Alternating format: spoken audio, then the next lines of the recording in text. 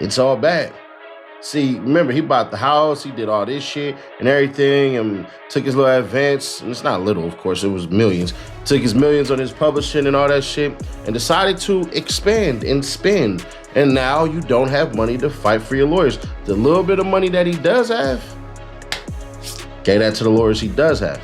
Now, those lawyers in Dallas, they are good lawyers. Not finna sit up here and bash him and kick him all over the head. But from what I'm hearing around there, times is cheaper than ramen noodles without the package. Pooh Shiesty is going broke.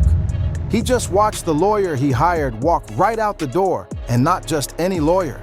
The same lawyer that Gucci Mane personally introduced him to. The man who has saved some of the biggest names in hip-hop from doing football numbers in federal prison just looked at Pooh Shiesty's case, looked at the evidence stacked against him, and said, "Nah, I'm good." And before you say, maybe it's just a scheduling conflict, or maybe they just wanted local counsel, stick around, because once you hear what's really going on behind the scenes, you're gonna understand why a lot of people are saying Pooh Shiesty might be the most cooked rapper in the federal system right now. We talking potential life sentence. We talking Gucci Mane cooperating with the feds. We talking ankle monitor data, surveillance footage, cell phone records, the whole nine. This ain't looking good, and apparently, his own lawyer agreed. Let's get into the full story. Before we get into why Bradford Cohen packed up his briefcase and bounced, we gotta go back to the beginning. Because to understand how Pooh Shiesty ended up here, you need to know who he is and where he came from. Pooh Shiesty, born Lontrell Donnell Williams Jr., is a rapper out of South Memphis, Tennessee. Specifically, he grew up in the Cane Creek Apartments, which if you know anything about Memphis, you already know that ain't exactly the suburbs. Memphis has always had one of the most distinct rap cultures in the country. It's raw, it's heavy, it don't really ask for your approval. And Pooh Shiesty was a product of that environment from day one. He didn't really start taking music seriously until around age 18. But once he did, it was clear this wasn't just a hobby. The streets gave him the content and the hunger. All he needed was the right platform. He started dropping music independently, collabing with fellow Memphis rapper Big 30, building a following the old-fashioned way, grinding, posting, making noise in the underground.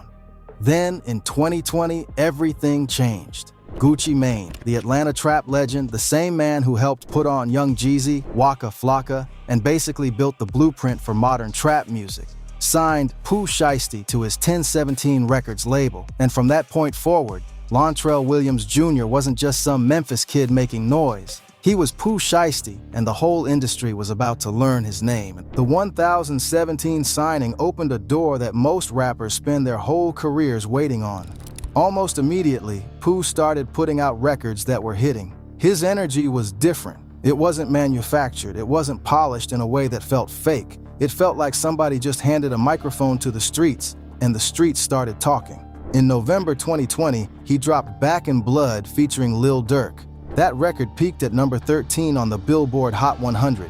Not number 13 on the rap chart, number 13 on the Hot 100. That's competing with pop artists, R&B acts, everybody.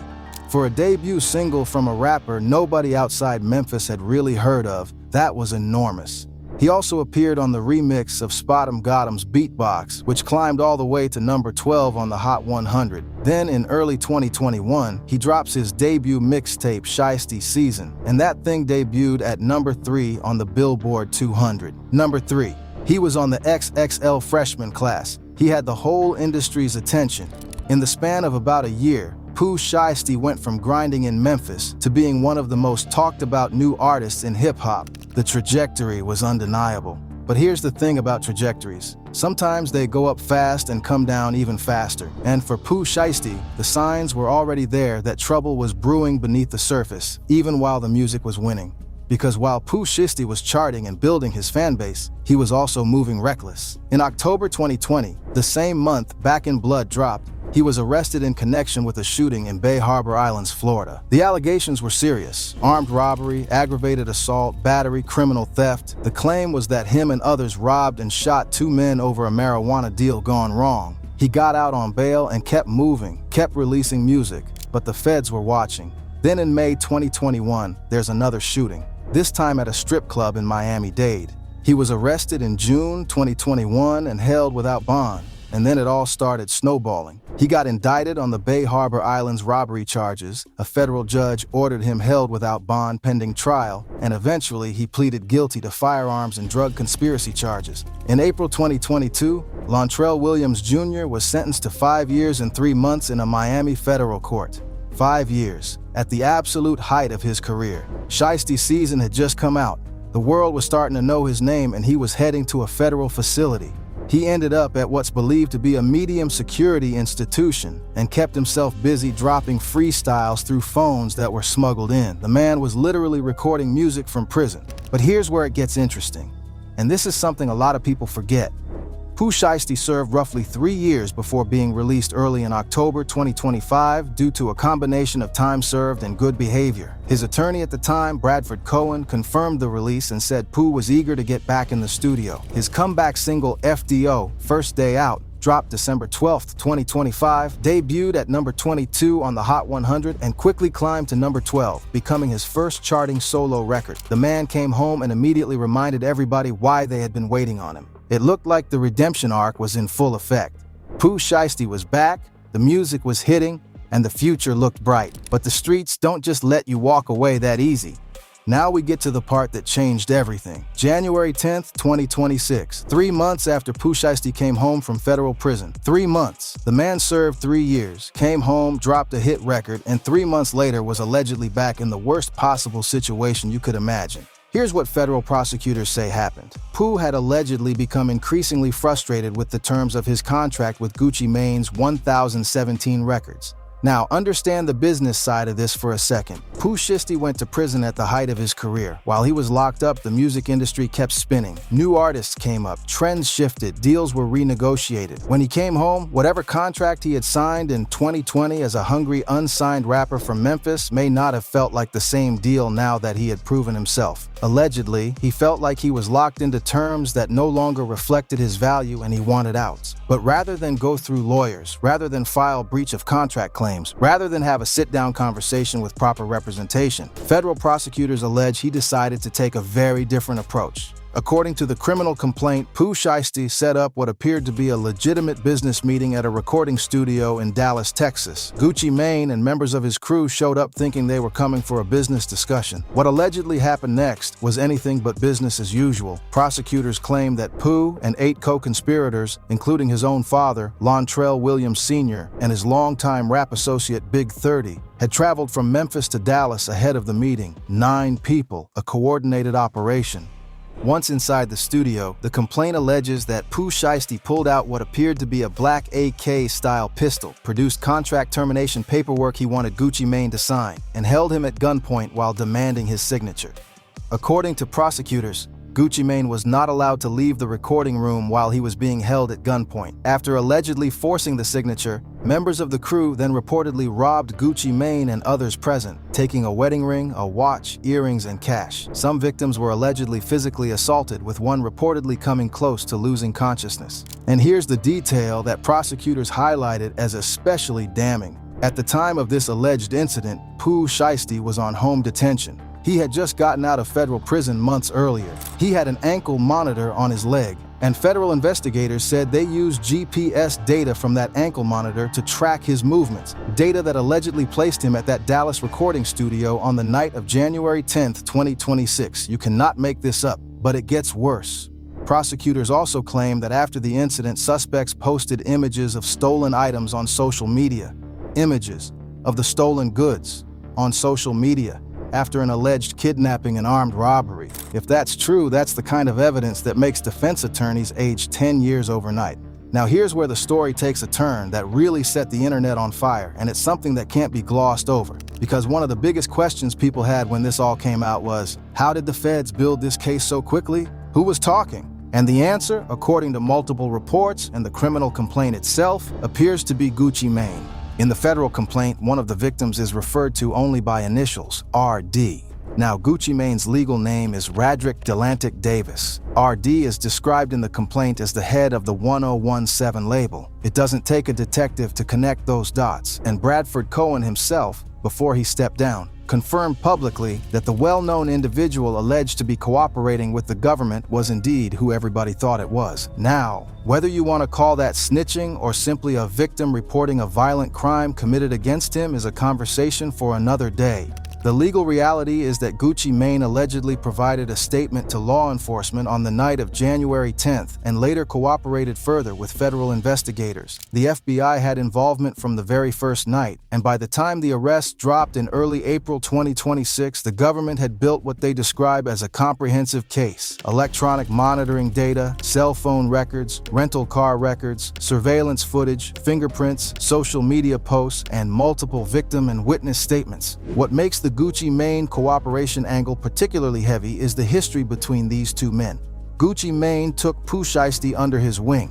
He signed him at a time when Pooh was still building. He gave him the platform that launched him into mainstream consciousness. And now, if the government's allegations are accurate, Gucci Mane is the primary witness against him in a federal kidnapping case. That's a betrayal on the deepest level, or depending on your perspective, a man responding to having a gun put to his head.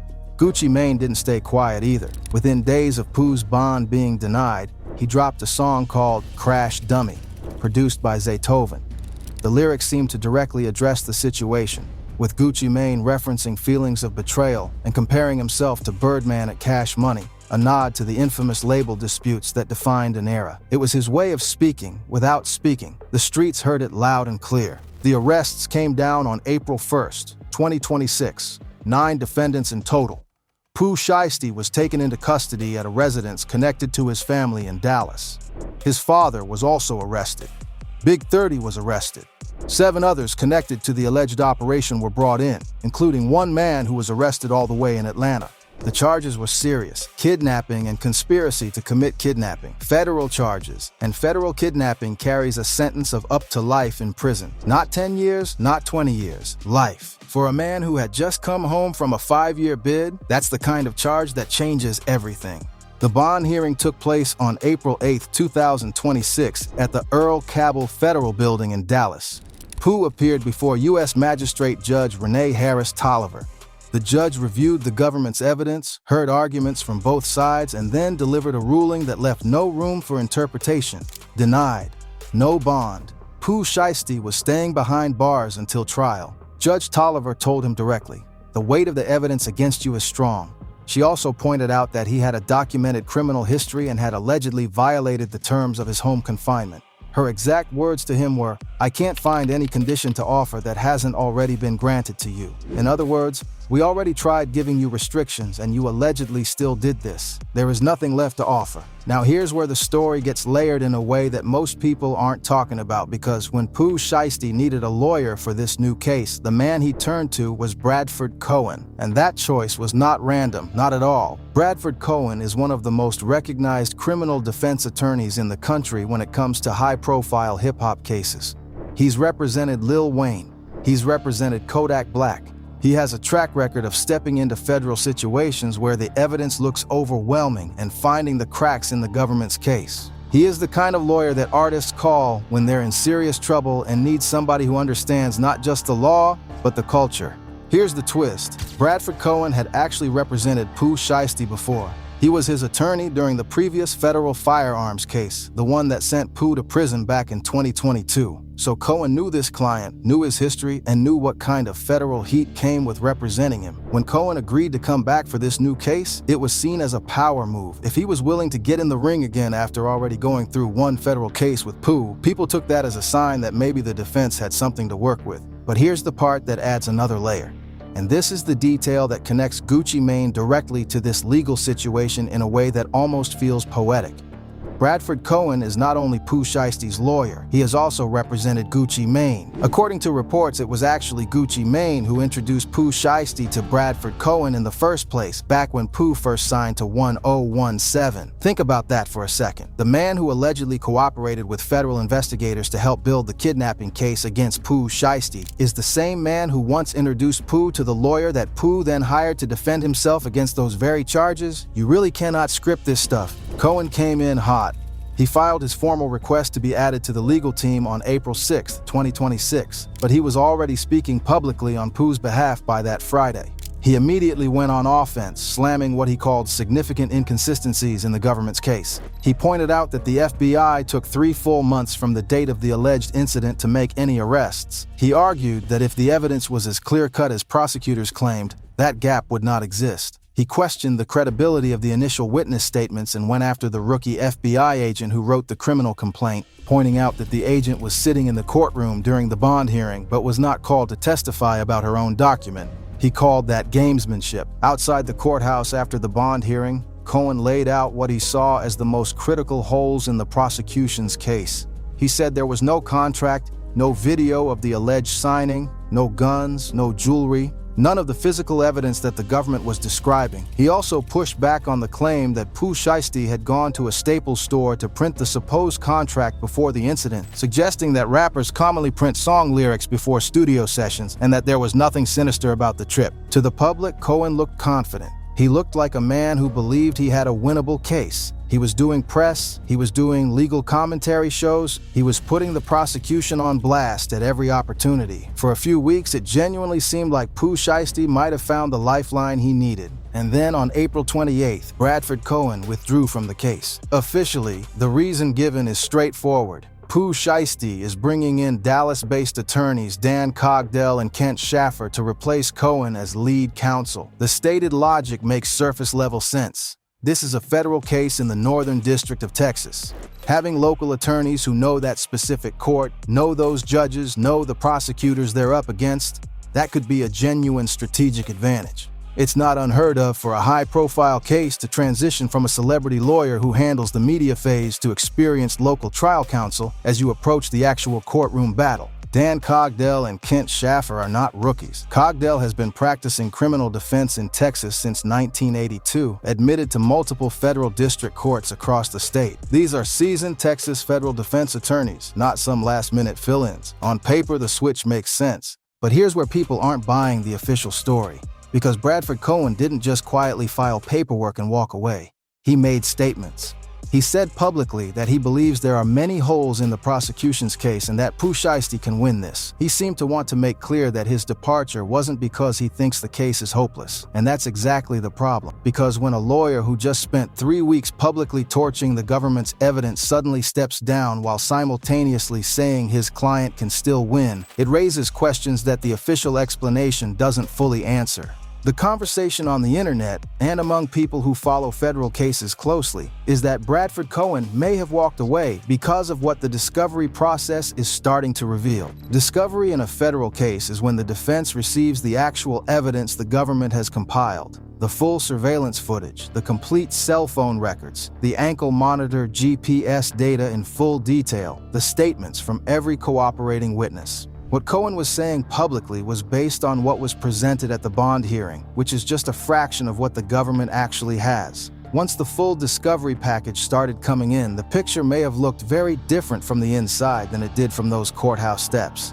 Think about it this way. If you're Bradford Cohen, a lawyer with a reputation built over decades representing some of the biggest names in music, you have a brand to protect. You've gotten Lil Wayne through serious situations. You've navigated Kodak Black through the federal system multiple times. Your name carries weight specifically because you've won, or at least minimized the damage, in cases where the odds were stacked. If you look at the full discovery in Pooh Shiesty's case and you start to see things that make you genuinely believe a life sentence conviction is not just possible but likely, you have a very real professional calculation to make. A loss in a case this visible, with this much media attention, where you've already made bold public statements about the weakness of the evidence, could damage your reputation in a way that's very hard to recover from. That's what people are reading between the lines. Cohen came in loud, bought time during the initial media storm, helped shape the public narrative around the case, and then once the actual evidence started coming into clearer focus through discovery, made the professional decision that this was not a battle he wanted to fight